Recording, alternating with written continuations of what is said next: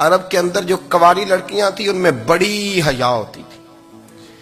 الحمدللہ میں بڑے فخر سے کہتا ہوں کہ میرے پنجاب کی، میرے پاکستان کی بیٹیاں بھی 20 دفعہ ان کا ابا کہے تیری شادی کرنی ہے تو وہ آنکھ نہیں اٹھا پاتی آج بھی.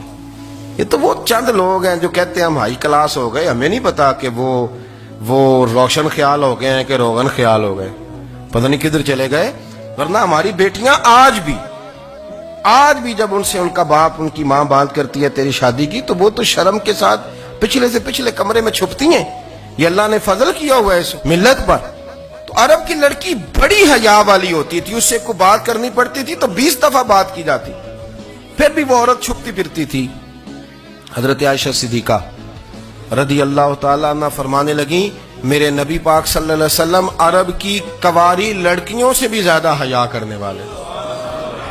قاضی اعجاز مالکی نے، شیخ عبدالحق محدث دہلوی نے، دیگر بزرگ جو سیرت نگار گزرے انہوں نے لکھا ہے کہ نبی پاک صلی اللہ علیہ وسلم کے اندر 100 مردوں سے زیادہ طاقت تھی.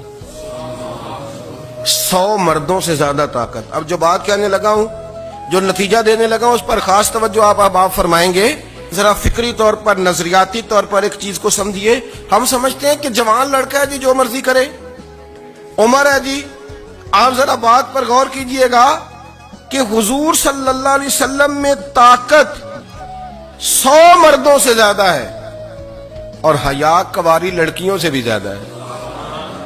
ذرا اس بات کا تقابلی جائزہ کیجئے گا کہ طاقت 100 مرد سے زیادہ ہے لیکن حیا کنواری لڑکی سے بھی زیادہ ہے. اس کا معنی یہ ہوا کہ جس ٹہنی کو پھل زیادہ لگ جاتے ہیں وہ جھکا کرتی. تو حیا تو حسن ہے، حیا تو آپ کو پاک صاف کرے گا، حیا تو آپ کو نرالا کرے گا، انوکھا کرے گا. وہ ہمارے ایک دانشور ہے، انہوں نے مضمون لکھا، کئی باتیں بڑی پسند آتی ہیں. وہ کہتے ہیں کہ میری اہلیہ، ان کو بھی کسی نے مس گائیڈ کر دیا تھا، حالانکہ اچھی خاتون ہے، کسی نے مس گائیڈ کر دیا. تو وہ بھی سماجی اور ویلفیئر، اور یہ خواتین کو شوق ہوتا نا بننے کا، تو وہ بھی سماج کے اندر اچھا مقام تلاش کرنے کے موڈ میں آ گئی. تو کہیں ایک دن جانا تھا تو بڑی بن سور کے میرے ساتھ وہ گاڑی میں بیٹھ گئی. تو میں گاڑی میں، عورتوں کو یہ بھی مسئلہ ہوتا ہے نا کہ ہماری تعریف کرو، تو کئی دفعہ بعض مردوں بیچاروں کو جھوٹ بولنا پڑتا ہے تو زبردستی کراتی ہے نا جی. تو اس میں گنجائش بھی دی ہے شریعت نے گنجائش دی ہے کہ کبھی بیوی کو راضی کرنے کے لیے خلاف واقعہ بات کرنی پڑے تو کر لینی چاہیے. تو وہ کراتی بھی ہیں. 3 موقع پر خلاف واقعہ بات کرنے کی اجازت ہے. واقعے کے خلاف بھی آپ بات کر سکتے ہیں. جنگ کے موقع پر 2 لوگوں کو صلح کرانے کے لیے اور بیوی کو راضی کرنے کے لیے کر لیں کوئی ایسی بات، بے شک اپنی طبیعت پہ جبر کر کے کر لیں، گنجائش ہے، اجازت ہے. تو وہ کہتے ہیں جب وہ گاڑی میں میرے ساتھ بیٹھی بن سور کے تو وہ تقاضا کرنے لگی کہ میں نے بڑے اچھے کپڑے پہنے ہیں پر آپ نے توجہ نہیں کرائی. وہ سیانا بندہ تھا، وہ چاہ رہا تھا کہ میری خاتون سمجھ جائیں. وہ کہتے ہیں مجھے پتا تھا کہ بیچاری مس گائیڈ ہو گئی ہے، دل کی بڑی اچھی ہے، سیانی ہے، لیکن اس کو کچھ خواتین نے، کچھ لوگوں نے مل کے اس کو ذہن غلط کر دیا ہے کہ سماج میں نکلو، باہر جاؤ، کام کرو، فلاں کرو، اپنی مرضی سے جیو.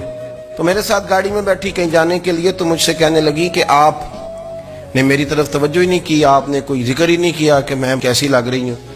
تو وہ کہتے ہیں میں نے اسے کہا کہ اگر تو ناراض نہ ہو تو پھر میں صحیح والی تعریف کر دوں.